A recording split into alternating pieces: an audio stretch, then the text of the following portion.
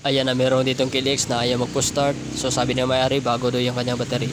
So kusina natin na malakas yung battery, walang push start. So madali lang itong i-check mga ideas gamit itong test light.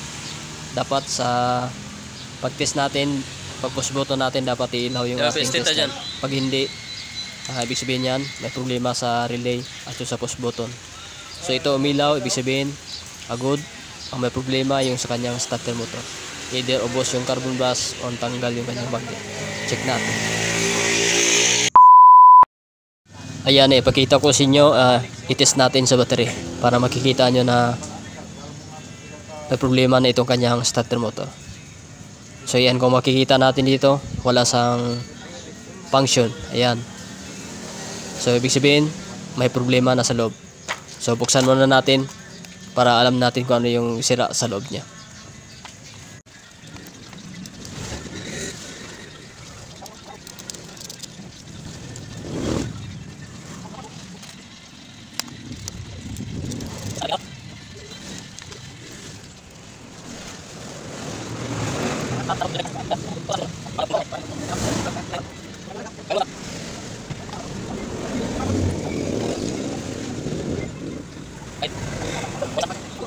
Ayan na, confirm mga ideas, ang sira niya ay yung kanyang carbon brush, ubos na.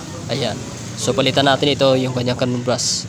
So sa mga hindi pa nakakita kung paano mag-check ng armature rotor, meron akong mga video dyan about sa pag-check. So dito mga ideas, tanggalin na natin yung sirang carbon brush.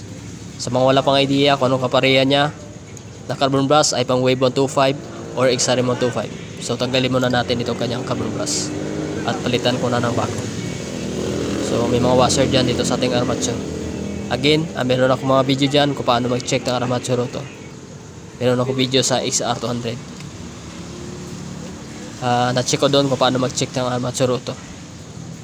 So tanggalin ko lang ito at mamaya ibabalik na natin sa kanyang motor. Siguro hindi na natin mabidyohan sa mga ibang parts kung paano sikabit. May mga video naman ako dyan kung paano makabit ng carbon brush. So ayan.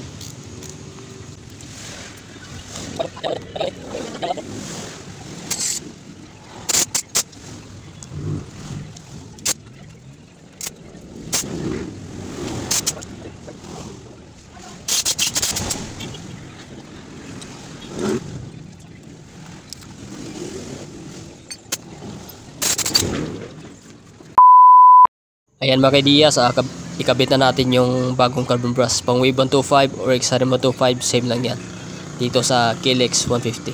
So ibabalik ko lang ito at ititest naman natin ulit mamaya sa battery bago natin ikabit sa motor kung okay na ating pag-install ito, pagkabit ng bagong carbon brush. So yan, fast forward lang natin at tingnan natin mamaya kung mag-start na siya.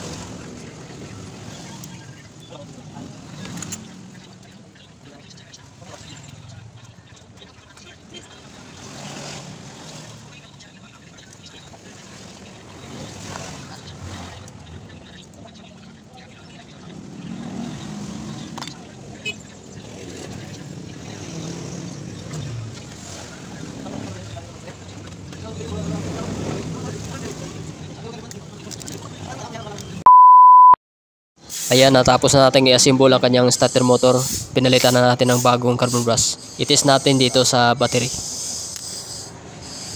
So ayan mga ideas, sobrang lakas, goods na. Ikabit na natin sa kanyang motor.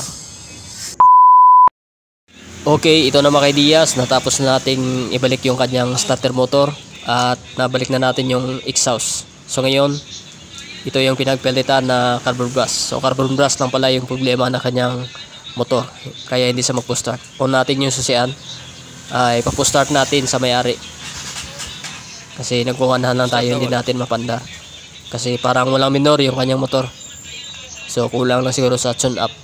So pa-start natin sa may-ari. So yun mga kadiyas, kung narinig nyo, nag-post start na siya. So wala lang siguro ito na adjust yung valve clearance ng motor niya. Walang minor. So ito goods na, ganito lang mag troubleshoot.